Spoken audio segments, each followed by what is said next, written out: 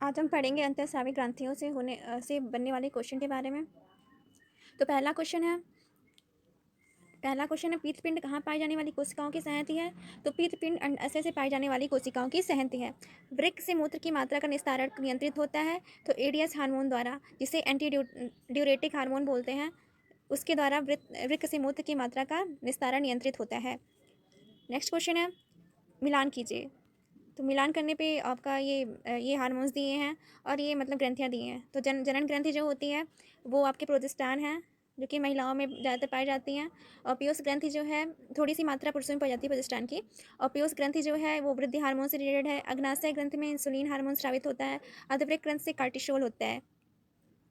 Next इसमें भी है मिलान कीजिए। चौथा क्वेश्चन जो है उसमें बोल रहे हैं मिलान कीजिए।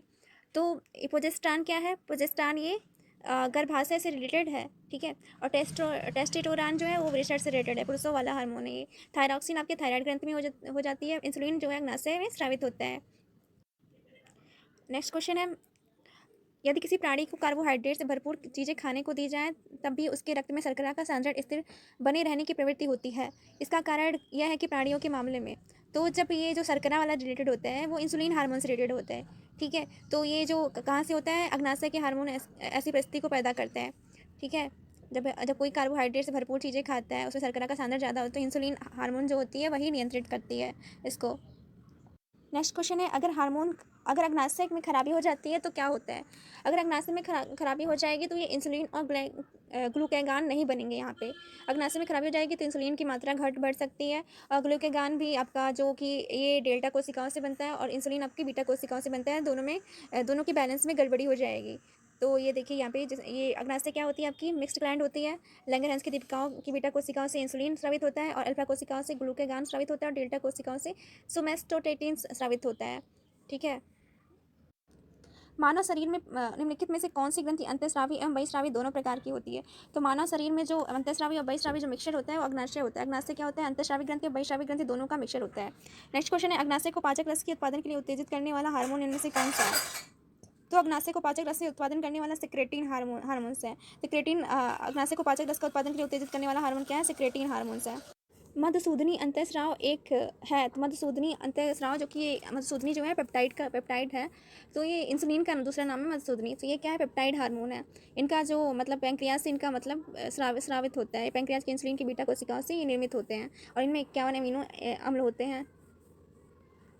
इंसुलिन होता है तो इंसुलिन आपका प्रोटीन, इंसुलिन क्या होता है? आपका प्रोटीन होता है इंसुलिन।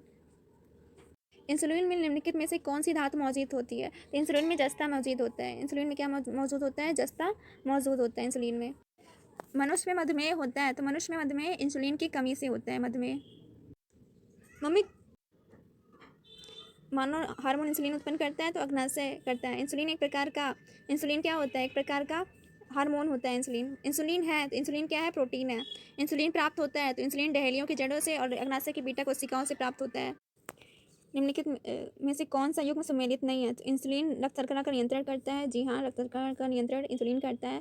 मेलाटोनिन निद्रा का नियंत्रण करता है। तो ये मेलाटोनिन जो होता है निद्रा का नियंत्रण करता है। ऑक्सीटोसिन जो होता है स्तन ग्रंथि से दुग्ध का निस्सारण करता है। जी हाँ, ऑक्सीटोसिन जो हार्मोन होता है वो स्तन ग्रंथि के दुग्ध का निस्सारण करता है। गैस्ट्रिन रक्तचाप का नियमन करता है? जी नहीं, गैस्ट्रिन जो होता है वो रक्त का नियमन नहीं करता है। यह एक गैस्ट्रिन पेप्टाइड हार्मोन होता है। ये अमाशय की कोशिकाओं ये गैस्ट्रिक अम्ल का स्रावण उद्दीप्त करता है।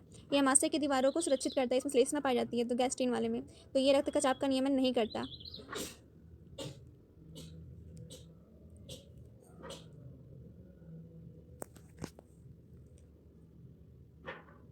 माँ और शिशु के बीच गले लगना या चुभना निम्न हार्मोनों में से किसके मोचन को प्रेरित करता है?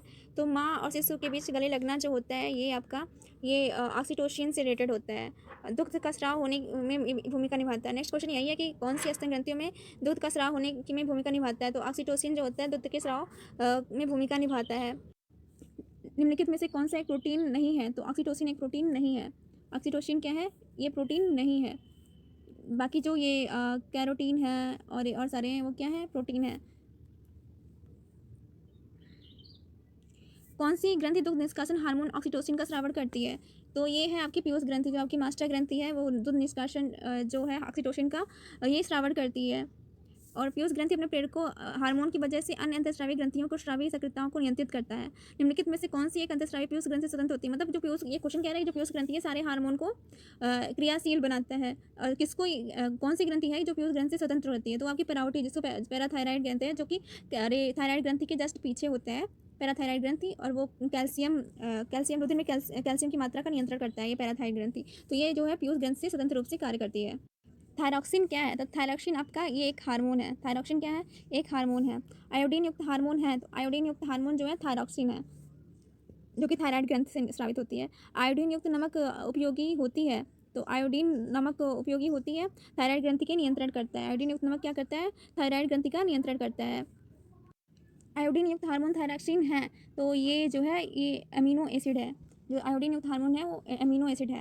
नेक्स्ट क्वेश्चन है, थायराइड ग्रंथि से थायरॉक्सिन स्रावित करने के लिए उत्तेजित होने वाली अंतःस्रावी हार्मोन कौन सा है? तो थायरॉक्सिन में TSH ऑप्शन में याद रखिएगा। थायराइड T से शुरू होता है, तो TSH इसका जो है हार्मोन का नाम है TSH, और इसके जो हार्मोन है उसका नाम जो है TSH का पूरा नाम जो है वो थायरॉक्साइड स्टिमुलेटिंग हार्मोन है। थायरॉक्साइड स्टिमुलेटिंग हार्मोन है। सुमेलित कीजिए। तो एड्रेनल जो होता है वो क्रोध एवं भय खतरा पैदा करता है ये हार्मोन। एस्ट्रोजन जो होता है गंध के बोध से साथी को आकर्षित करना। नहीं, एस्ट्रोजन जो होता है वो गंध से बोध को नहीं, वो होता है स्त्रियों का हार्मोन होता है। और इंसुलिन जो होता है वो ग्लूकोज को नियंत्रित करता है। और फेरोमोन जो होता है वो गंध के बोध से साथी को आकर्षित करता है। फिर से सुन लीजिए आप, जो ये आपका ये एड्रेनलिन है, क्रोध एवं भय यहाँ पे दिया हुआ है। क्रोध एवं भय का खतरा इससे होता है अगर इसकी कमी इनबैलेंस हो जाए तो। एस्ट्रोजन जो होता है वो स्त्रियों का होता है। इंसुलिन जो होता है ग्लूकोज का नियंत्रण करता है। फेरोमोन क्या होता है? गंध के बोध से साथी को आकर्षित करता है। नेक्स्ट क्वेश्चन दिया है, कौन सा हार्मोन लड़ो उड़ो हार्मोन कहलाता है? तो एड्रेनलिन जो हार्मोन होता है इसको लड़ो उड़ो हार्मोन भी बोलते हैं।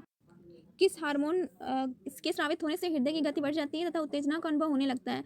तो ये आपका ये एड्रेनलिन जो है इसको मतलब ये जो होती है हृदय की गति इससे बढ़ जाती है और उत्तेजना का अनुभव होता है। इसे लड़ो या उड़ो हार्मोन भी बोलते हैं। एस्ट्रोजन किसके द्वारा उत्पादित होता है? तो एस्ट्रोजन जो है वो पुटिका द्वारा वो स्रावित होता है। निम्नलिखित में से कौन सा हार्मोन स्त्रीलिंग हार्मोन है? तो आपका एस्ट्रोन जो है वो क्या है? ये स्त्रीलिंग हार्मोन है, जबकि एंड्रोस्टोन पुल्लिंग और ये टेस्टोस्टेरोन दोनों क्या होते हैं? पुल्लिंग हार्मोन होते हैं। सुमेलित कीजिए। तो आपका जो ये हार्मोन है इसमें से हार्मोन कौन सा है? और टेस्टोस्टेरोन जो है वो पुलिसों वाला हार्मोन है। और लाइपेज क्या होता है? कि एंजाइम होता है। और जो फास्फोफिलिड है वो लेसिथिन है। और बहुलक जो होता है आपका पॉलीथीन होता है।